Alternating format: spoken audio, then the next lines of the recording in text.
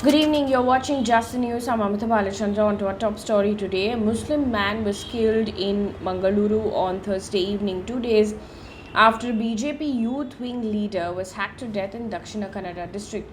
Now, Section 144 of the CRPC prohibiting the gathering of 4 or more people have been imposed in the area around Mangaluru City Commissionerate. Now, schools under 4 police station limits have also been closed. On Tuesday, Praveen Netaru, the Dakshina Kannada district secretary of the BJP Yuva Morcha, was hacked to death by 2 unidentified bike-borne assailants. Now, protests erupted against the Karnataka government and several BJP youth wing leaders resigned, saying that the state government had failed to protect the lives of party members.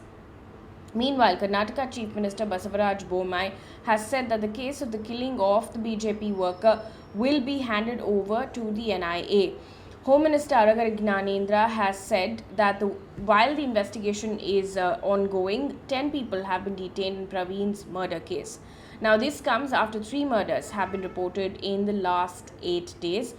All the murders were reported in Dakshina Kannada district. Now, there's also a controversial comment that came in from one of the ministers in Karnataka, and this comes a day after Karnataka Chief Minister Basavaraj Bommai, facing anger over the killing of the BJP worker, threatened to use, and I quote, Yogi Adityanath model against communal forces, end quote. Now, a minister has now declared that the state government could go 5 steps ahead of Uttar Pradesh and carry out encounters targeting the accused. Now, this statement was made by State IT and Higher Education Minister Ashwath Narayan, who said, and I quote, "There is still outrage and people are demanding swift action. It is our responsibility to make sure that incidents like this do not occur again. We will make sure to take more measures to send a clear message that wherever the accused might be, we will find them and kill them in a police encounter," end quote.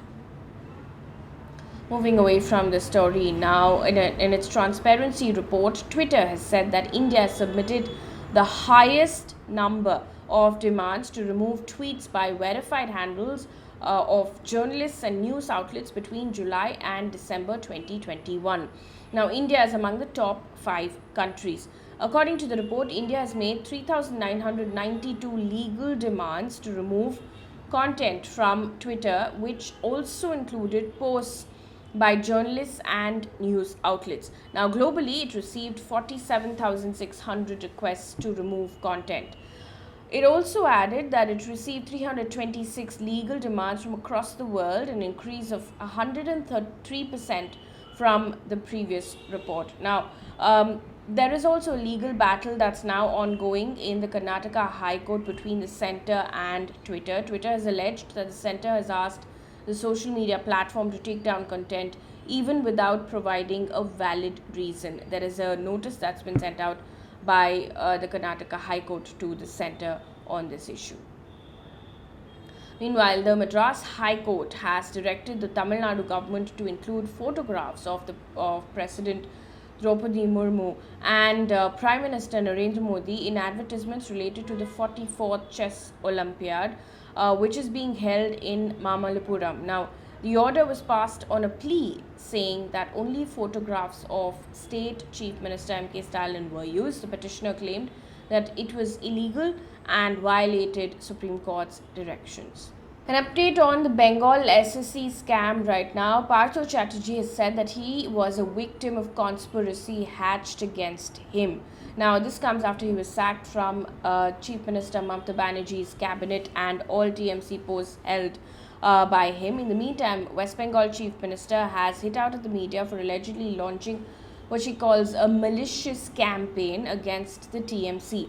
Now, Partha Chatterjee and his aide Arpita Mukherjee have been arrested by the ED in connection with a school recruitment scam.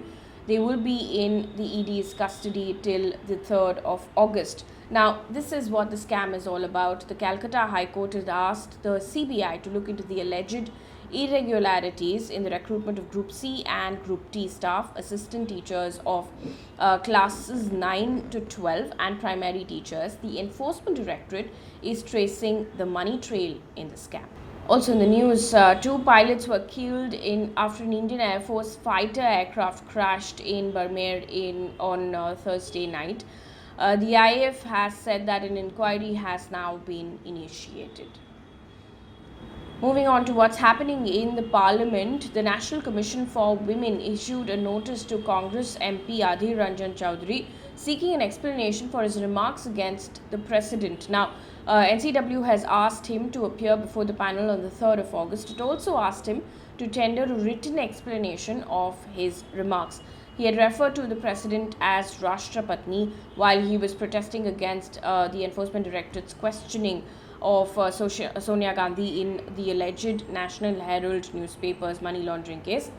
This is the update. Adhir Ranjan Chowdhury has said that it was a slip of the tongue, and he's also tendered a written apology to the President. In a letter addressed to the President, he wrote, and I quote, "I am writing to express my regret for having mistakenly used an incorrect word to describe the position you hold. I assure you it was a slip of the tongue. I apologize and request you to accept the same." End quote.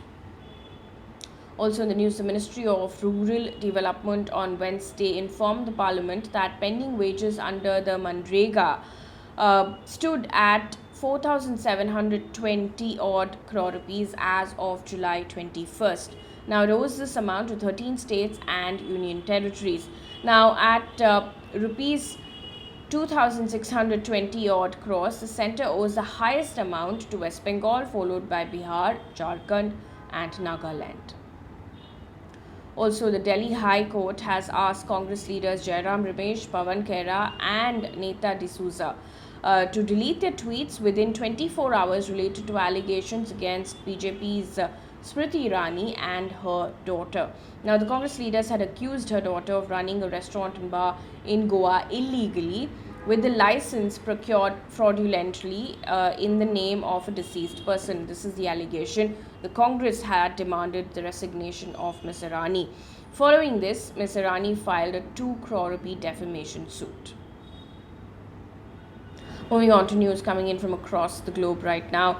The World Bank has said that it will not offer any fresh funds to Sri Lanka, which is grappling with its worst ever economic crisis, till the country puts a proper macroeconomic policy framework in place. Now, this comes days after fresh protests were reported in the country. The World Bank said that it has dispersed about $116 billion to help Sri Lanka meet urgent needs. We leave you with one piece of good news for the day. 18-year-old Pranjal Srivastava from Bengaluru has become the first Indian to win 3 gold medals at the International Mathematical Olympiad held in Norway's Oslo on July 11th and 12th this year. Pranjal won this year's Olympiad with a total score of 34. That brings us to the end of this bulletin. Thank you so much for watching.